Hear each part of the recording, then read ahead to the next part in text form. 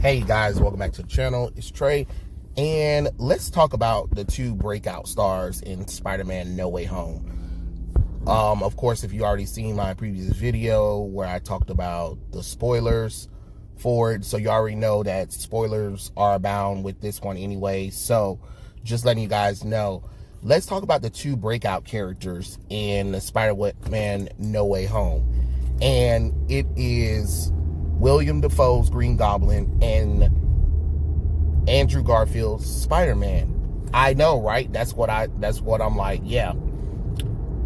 Those two were a breath of fresh air. And the reason why I'm saying that, like, don't get me wrong, I like Afro Molina as Dr. Octopus. But when you're talking about acting talent, when you're talking about the emotional pool of the actors,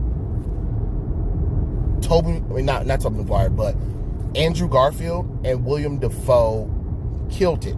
They killed it. And I really do mean that genuinely. Green Goblin just proves how badass of a villain and why he's Spider-Man's #1 villain over Dr. Octopus. Because if you guys didn't know, that originally Stan Lee and Steve Ditko, I believe, was it Steve Ditko or was it Jack Kirby? I forget which one. But originally, they wanted Dr. Octopus to be Peter Parker's primary enemy. You know, his primary villain. His Joker, basically. But then, of course, Green Goblin was introduced. And as you guys know, the rest is history. And I just kind of find it really interesting that no matter, I mean, even though this Green Goblin is a multiverse Green Goblin and it's not from the MCU world, it's from the Sam Raimi Spider-Man trilogy, Green Goblin pushes Peter Spider-Man like no one else could. Like no one else could. And Williem Dafoe monologues his ass off. He is such an amazing actor when it comes to the monologuing and just the acting talent in general. Oh, man. You know what I would have loved? Like, no offense to Jared Leto. I think it would have been a smart idea to have Williem Dafoe as the DCEU's Joker. Yeah, I really do. Like, the way he was monologuing, the way he acted in Far From Home and, I mean, in No Way Home and in the first Spider-Man movie, it was like, holy crap, this guy is freaking terrifying, and you can feel it through his performance. And we all know that the only reason why Williem Dafoe returned was he was like, in order for him to return, he has to be able to do his stunts, his own stunts, and to show up these young actors. And by golly gee, his ass did. His ass did. He pushed Tom Holland in the way that I've been wanting Tom Holland's Spider-Man to be pushed for a long time. I don't know if it's going to last, because again, we don't know what's going to happen in the next trilogy. But you need a character like Green Goblin, and you need an actor on the acting talent of Williem Dafoe to really push the character, to really bring that gravitas to the role. And that's what I love to see. That's what I enjoy. And he was so fun and entertaining. Like, I wanted to see more of him. It just made me be like, hey, Sony, yeah, can we set up a Spider-Man 4 and bring back Green Goblin again? I mean, I know you kind of, fixed him, but, Norman can always slip back.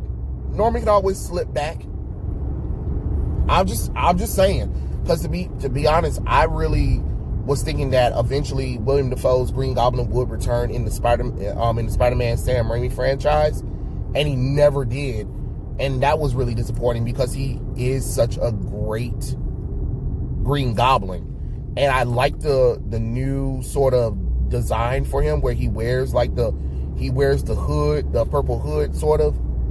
And he makes the facial expression. Like, I think him and probably Jim Carrey are like the only people I know that can make like these creepy, disgusting faces that really works depending on what character they're trying to be.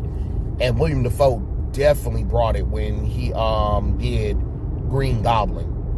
I'm just gonna be honest, that's just real talk.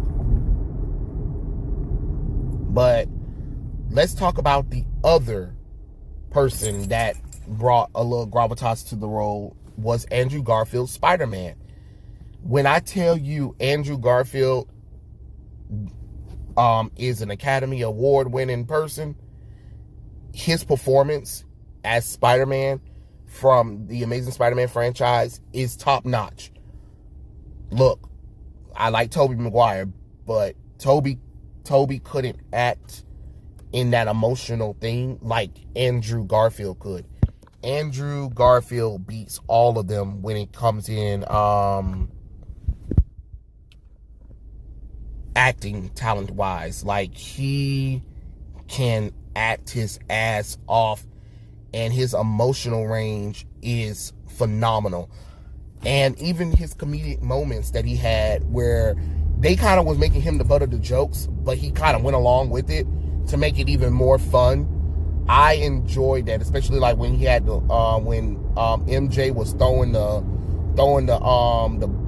bread at him, and then when he climbed on the wall and she's like climb on the wall, and then he was sticking to the wall. He was like, "Are you serious?" And she was like, "Just do it." And then you had Ned's I don't know, grandma or mom was like, "Can you get the spider webs?" That was pretty cool. That was pretty hilarious. And then him checking out Tobey Maguire's like webs, trying to figure out like, how in the world are you doing that without web shooters? And cracking Tobey Maguire's back. That was a hilarious scene. And when it was time for him to get emotional, when he talked to Peter about losing his Mary Jane, which is Gwen Stacy, and how he stopped pulling back his punches and everything, you can really see that Andrew Garfield really does care about his role as Spider-Man and care about Peter in general, you know?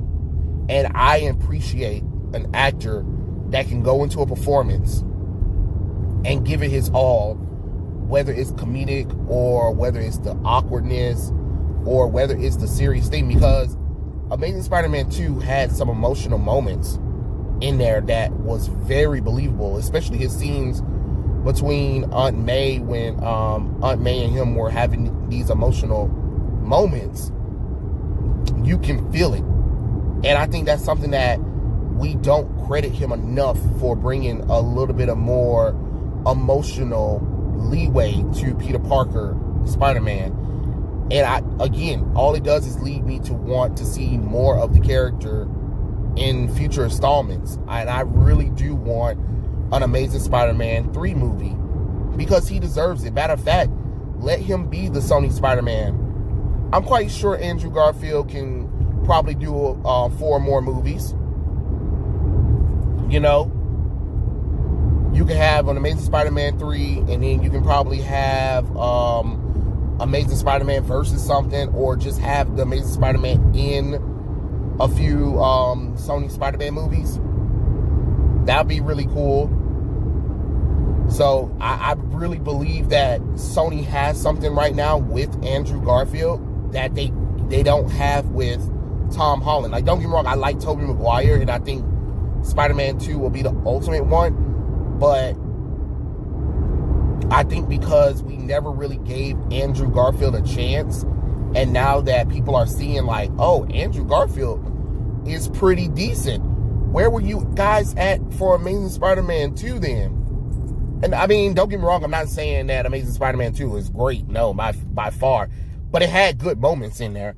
It just was bloated. I just think that whatever's going on now, Sony, Marvel, whoever, talk to Andrew Garfield, get his ass back to the role. Get him back in the role. Let's do this, man. And let's pull on some more emotional pull for this character.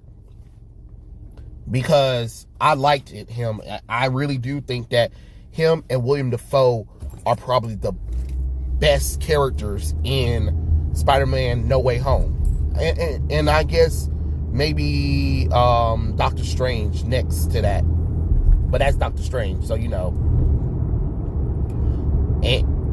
But other than that, I really enjoyed those two actors. And I'm so glad they returned for the role. And all it does is make me want more from them. Like, I want to see more of the Sam Raimi's Green Goblin, Williem Dafoe, and I want to see the more Amazing Spider-Man, Andrew Garfield. Like, I really do. I really enjoyed them. And I think they were the best parts of Spider-Man No Way Home. Like, don't get me wrong, I'm not saying that the movie, the whole movie suck or anything, but what I'm just saying is they are the best from the entire movie. Like, if you're gonna ask me who are the standouts, I would definitely have to say Williem Dafoe, Andrew Garfield Spider-Man, and then we can go with Alfred Molina's Dr. Octopus, and then Doctor Strange. Those are the characters that I would love to see the most. But specifically, more so, I want to see Williem Dafoe and the Amazing Spider-Man. Like, let's go. Let's do more with them. But yeah, those are my thoughts. Tell me what you guys think in the comment section below. Who were your breakout characters in the movie? What did you think about the performances? And I'll talk to you guys later.